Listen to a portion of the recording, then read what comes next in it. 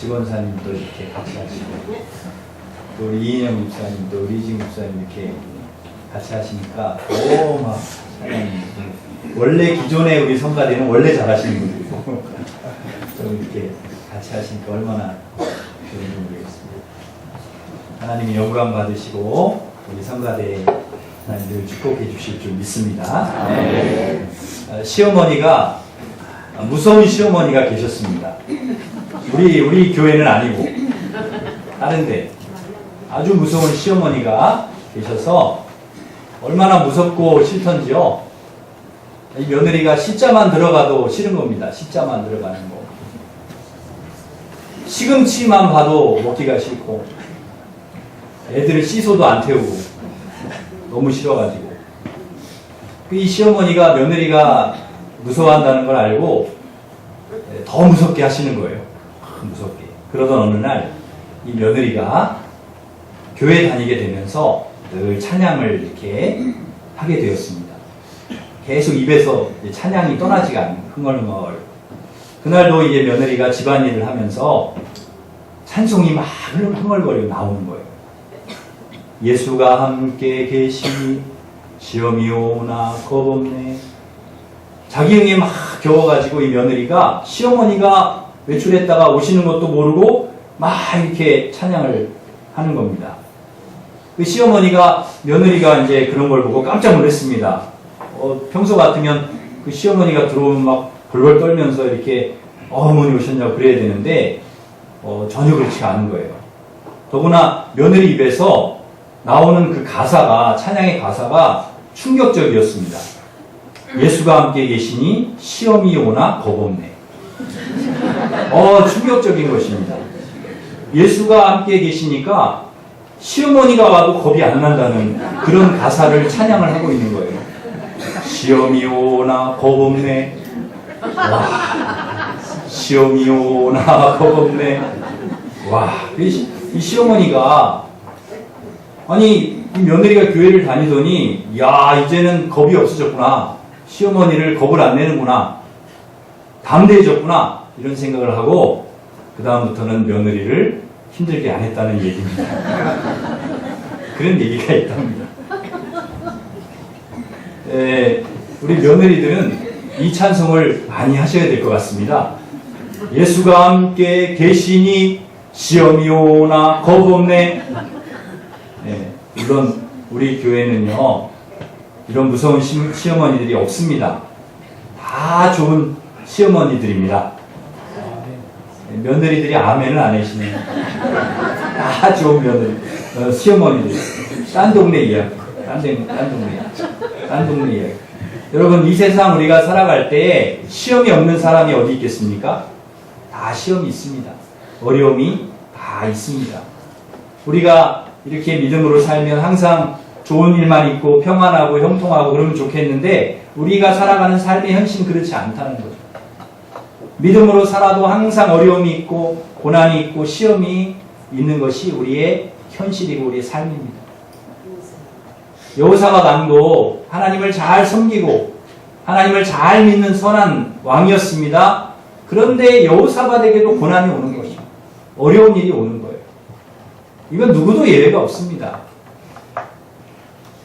엄청난 수의 암몬과 모압과 마온 사람 그 군대들이 연합을 해가지고 유다를 지금 공격하는 것입니다. 유다를 공격하기 위해서 수많은 그런 나라 그 군대들이 연합해서 지금 치고 올라오는 거예요. 그럼 암몬과 모압은 어떤 족속입니까? 롯의 후손입니다. 롯의 후손. 롯은 누굽니까? 아브라함의 조카죠. 그러니까 유다라고 하는 나라하고 따져보자면 그렇게 먼 사람들이 아니에요. 어떻게 보면 형제와 같은, 친척 같은 그런 나라죠. 이런 마온은 어떤 나라입니까? 마온은? 이 마온 같은 경우에는 세일산에 사는 족속인데요. 이 세일산에 사는 사람들을 에돔 족속이라고 합니다. 에돔 사람은 누구의 후손인가 하면 에서의 후손입니다.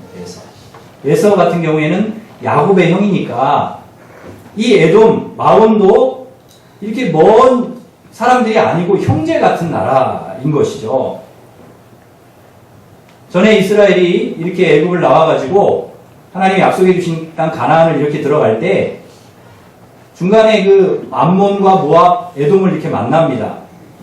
근데 그 길을 통과해서 가면 훨씬 빨라요. 좀 그 길을 지나가게 해달라 그러니까 싫다는 거예요. 여기 못 지나간다. 군대 데리고 와가지고 막는 것입니다. 그래서 얘네들을 그러면 싸워가지고 물리치고 통과해서 지나갈까 생각을 했는데 하나님께서 그렇게 하지 말라는 거예요. 이 나라들은 형제 나라니까, 가까운 나라니까 그렇게 하면 안 된다.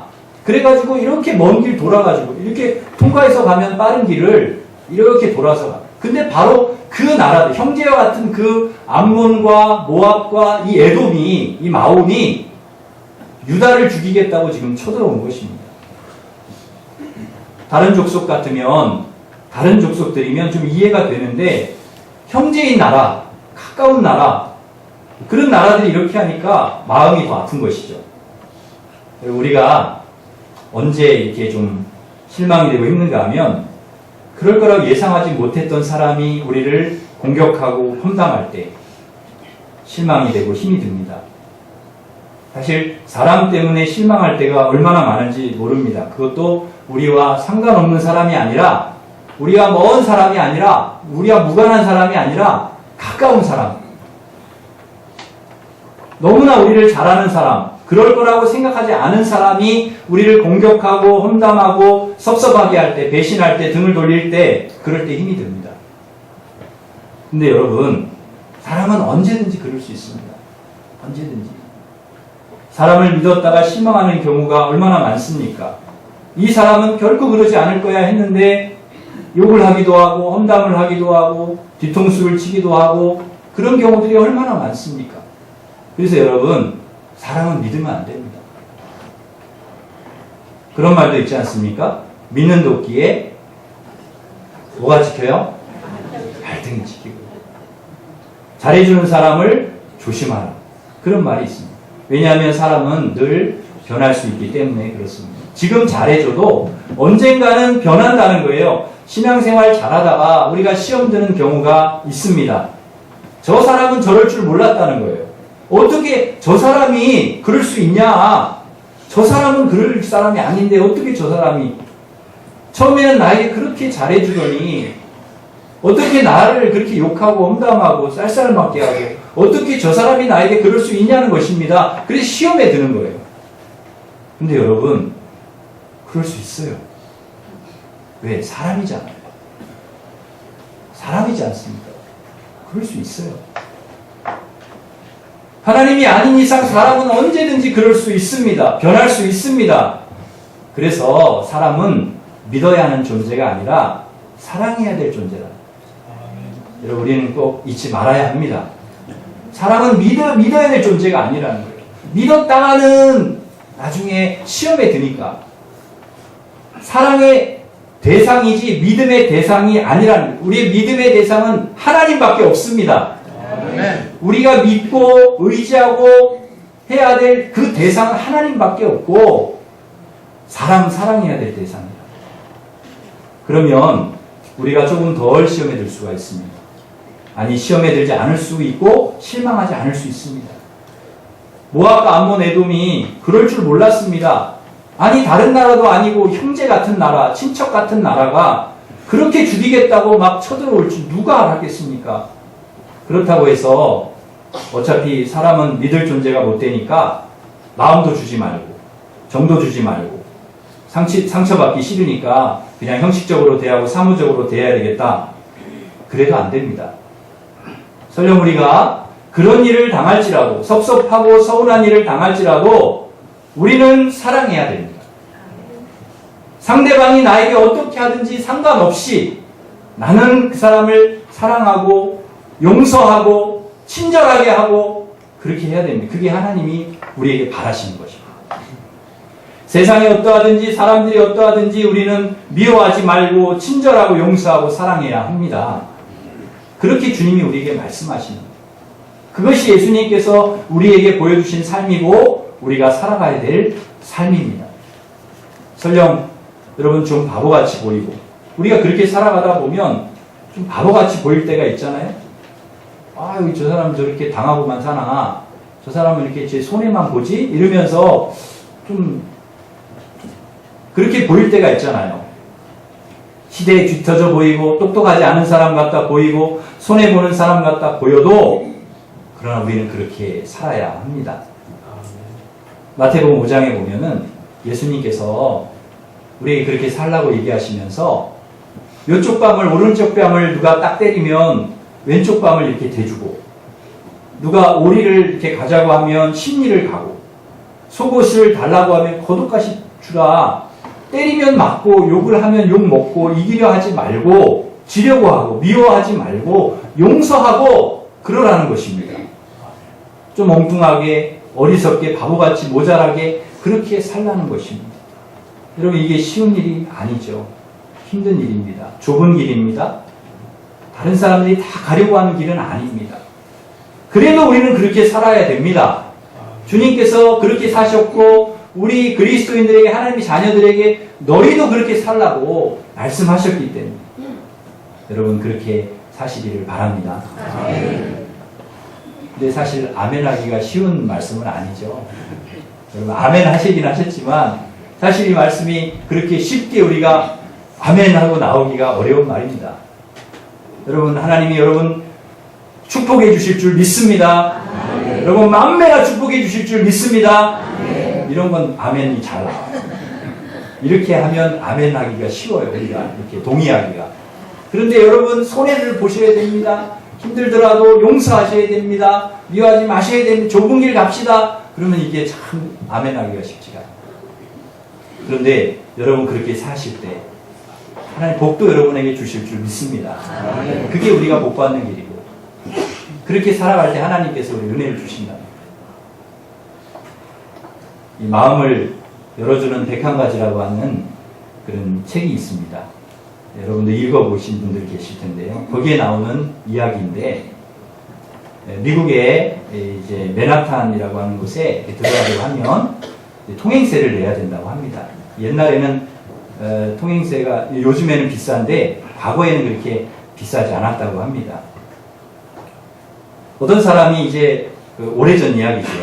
톨게이트를 지나가다가 이제 그 요금을 내려고, 이제 톨게이트를 이제 지나가 요금을 내려고 하는데 문득 뒤에 있는 차까지 요금을 좀 내주면 좋겠다라는 생각이 딱 들더래요.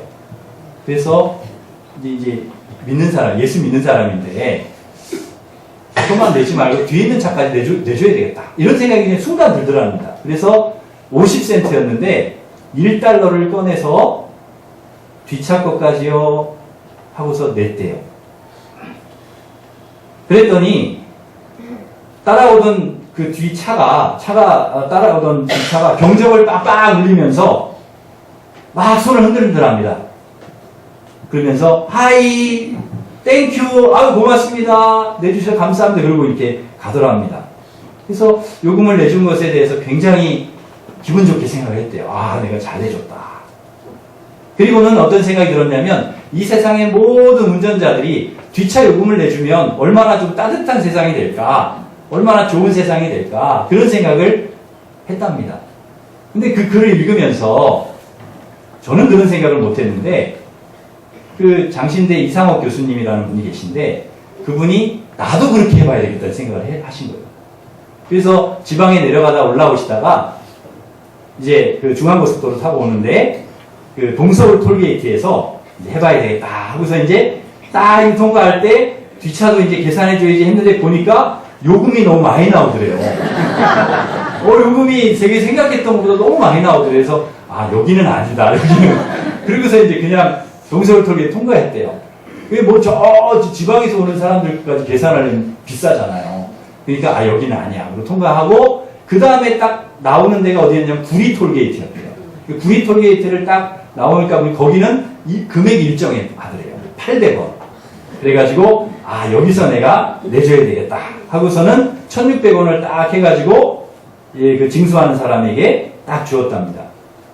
주면서 말하기를 뒷차까지요 다 이렇게 얘기를 했대요. 아주 힘껏 폼을 딱 잡고 목에 힘을 준 다음에 뒷차까지요 이랬대요. 그리고 나서는 궁금해지더랍니다. 책대로라면, 읽은 책대로라면 분명히 따라와서 고맙다고 인사를 해야 되는데, 신경을 안 써야 되는데, 신경이 막 쓰여지더래요.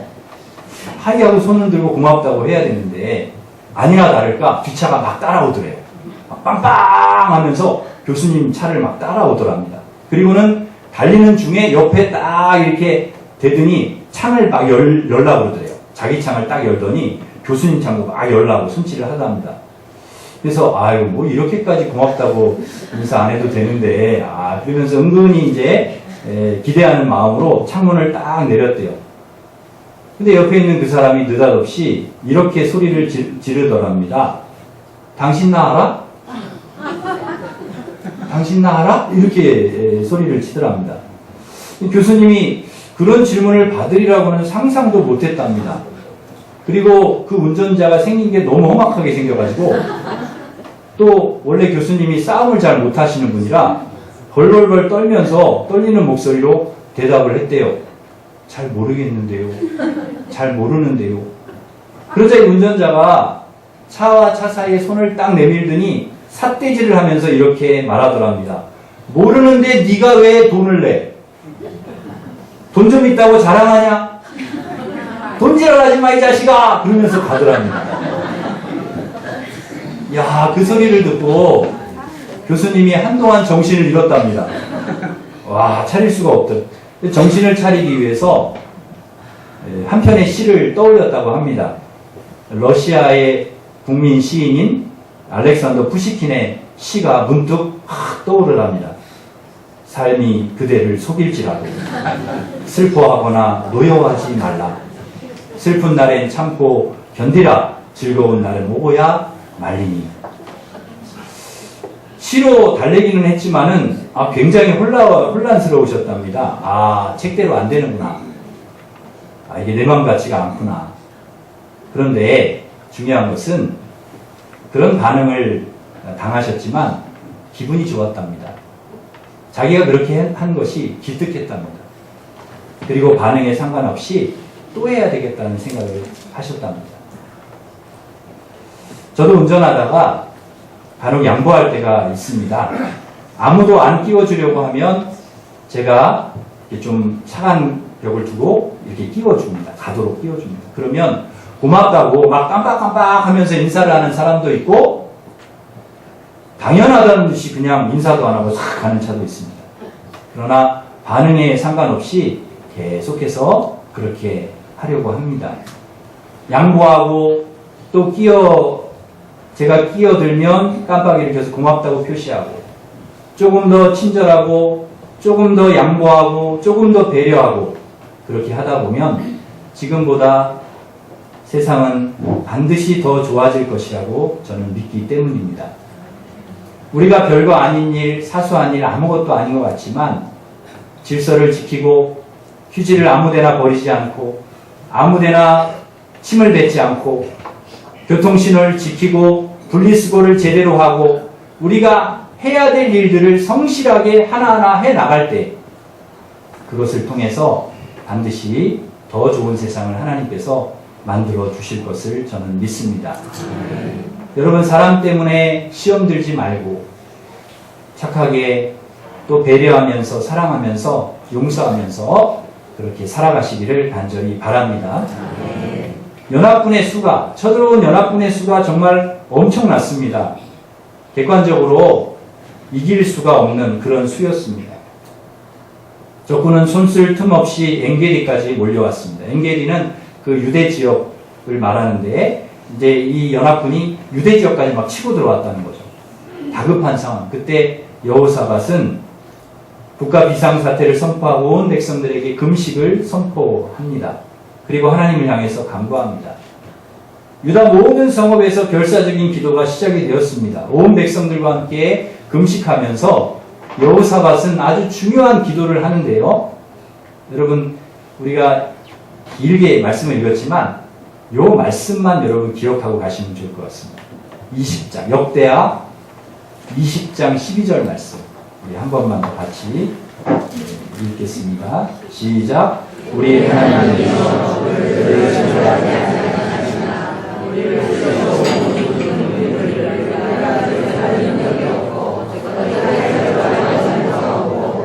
오직 주만 바라보라. 아멘. 여러분, 대적할 능력이 없어가지고 어떻게 할 줄 몰라가지고 주님만 바라본다는 거예요. 여러분, 우리도 살아가다 보면 이런 일을 겪을 때가 있습니다. 질병 때문에, 가난 때문에, 자녀 때문에, 부부 문제로, 인간관계로. 근데 어떻게 내가 이 문제를 헤쳐나갈 능력이 없어가지고 어떻게 해야 될지 모를 때가 있습니다. 그래서 낙심하고 절망하고 좌절하고 원망하고 포기하기도 합니다. 그런데 여호사밧은 이런 상황에서 주님을 바라고 왔습니다. 여호사밧은 어떻게 해야 될지 모릅니다. 왕이 어떻게 해야 될지 모르면 어떻게 합니까? 왕은 나라를 구하기 위해서 막 이렇게 긴급회의를 소집해서 대책을 세워야 되는데, 근데 그렇게 해봐야 이길 방법이 없습니다. 연합군의 수가 워낙 많으니까. 싸워봐야 이길 확률이 제로니까 어떻게 해야 될지 모르는 것입니다. 그래서 주님만 바라보는 거예요. 아니, 왕이시여, 어떻게 좀 해보십시오. 지금 적들이 지금 코앞에 와 있습니다. 나라가 지금 풍전등화에 놓여 있습니다. 어떻게 하면 좋겠습니까? 신하들이 막 왕을 재촉해도 왕이 할 수 있는 방법이 없는 거예요. 어떻게 할 줄 모르겠는 거예요. 그래서 주님만 바라보는 것입니다. 왕이 그러고 있는 게 아니라, 왕만 그러고 있는 게 아니라 유다 모든 백성들이 전부 하나님 앞에 서서 주님만 바라보고 있는 거예요. 주님만 바라보고. 오래전 일인데 우리 아이들이 어렸을 때 계곡으로 놀러 간 적이 있습니다. 아이들 데리고. 비가 좀 많이 온 뒤라 물살이 굉장히 제법 셌습니다. 아이들을 이 튜브에 태워가지고 놀고 있는데, 큰애와 셋째를 이렇게 신경 쓰다가 그만 둘째 탄 튜브가 떠내려가는 것을 몰랐습니다. 이렇게 보니까 둘째 탄 튜브가 저 계곡 아래로 떠내려가고 있는 겁니다. 그때가 3살 때였는데, 그 순간 둘째가 할 수 있는 일은 떠내려가는 튜브 위에서 아빠를 쳐다보면서 소리를 치며 우는 것이었습니다. 아빠, 아빠 그러고. 제가 원래 빠르기는 하지만 그 순간 정말 초인간적인 힘이 생겼던 것 같습니다. 볼트보다 더 빨리, 박태환보다 더 빨리 뛰어가가지고 아들의 튜브를 탁 잡고 끌고 온 기억이 있습니다.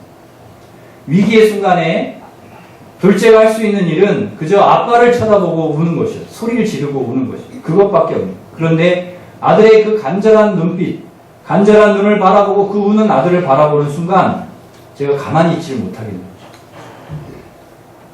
그런 번개같이 뛰어가서 그 아들을 어떻게 하든지 끌고 오기 위해서 뛰어가는 것이죠. 위기의 순간에 아빠 바라보고 울기만 해도 되는 것입니다. 사실 그것이 아들이 할 수 있는 최선인 것입니다. 여호사밧이 할 수 있는 최선은 하나님 바라보고 하나님 앞에서 우는 겁니다. 하나님 도와주십시오. 우리의 힘으로 할 수 없는 우리의 능력을 넘어서는 어떤 어려운 일을 만났을 때, 어떻게 해야 될지 모를 때 우리가 할 수 있는 일은 주님을 바라보는 것입니다.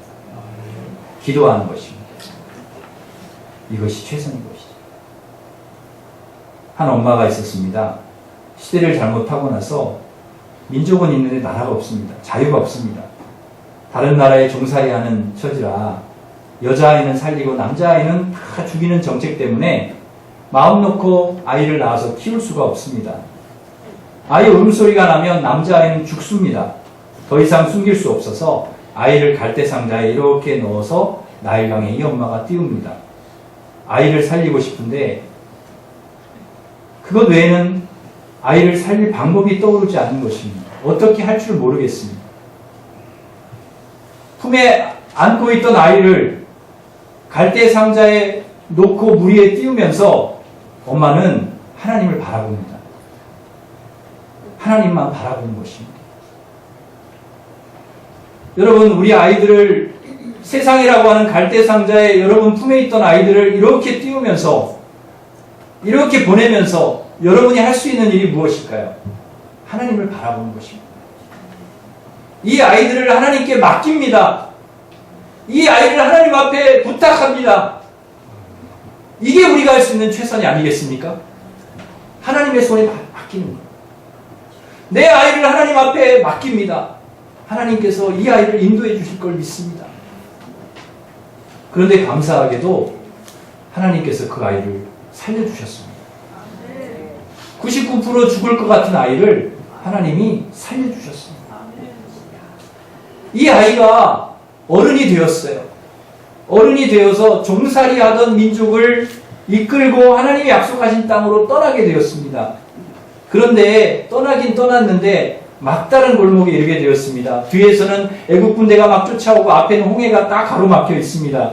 앞으로 가지도 못하고 뒤로 가지도 못하고 진퇴양난에 딱 놓이게 되었습니다. 어떻게 해야 할 줄 모르는 상황이 되었습니다. 그때 이 아이는 과거에 엄마가 자기를 갈대 상자에 담아 물 위에 띄우면서 그랬던 것처럼 그때를 떠올리면서 하나님을 바라보는 것입니다. 이 백성들을 하나님 앞에 맡깁니다. 이 백성들을 하나님께서 인도해 달라고 하나님을 바라보는 것입니다. 그러자 하나님께서 홍해를 갈라 그들을 구원하시고 애국 군대를 홍해 바다에 수장되게 하셨습니다. 이것이 하나님을 바라보는 자에게 어찌할 수 없어서 어떻게 할 수 없어서 하나님을 바라보는 자에게 주시는 하나님의 은혜인 줄 믿습니다. 아멘. 성경은 위기 상황 속에서 하나님을 바라본 자들의 이야기로 가득 차 있습니다. 고난의 상황, 어려움의 상황, 내 힘으로 할 수 없는 상황, 그런 상황들에서 하나님을 바라본 사람들의 이야기, 능력도 없고 어떻게 해야 될 줄도 몰라서 하나님을 바라본 사람들, 그리고 그들의 결론은 다 똑같습니다. 한결같습니다. 그들의 병이 나았고 전쟁에서 승리했고 죽음에서 살아났습니다. 여기서 우리는 궁금합니다. 그러면 여호사밧이 그렇게 유다 백성들과 함께 하나님 바라보았는데 그럼 어떻게 되었냐? 결론이 뭐냐? 우리가 읽지는 않았습니다. 그런데 그 뒷부분에 나와요. 결론이. 역대하 20장 22절 23절에 나옵니다. 이거는 우리가 읽고 가야 될 것 같습니다. 그럼 하나님이 어떤 결론을 주셨냐? 하나님 바라볼 때 이 결론 우리 같이 한번 읽겠습니다. 22절 23절 시작. 그 노래와 찬송이 시작될 때에 여호와께서 보명을 부어 유다를 치러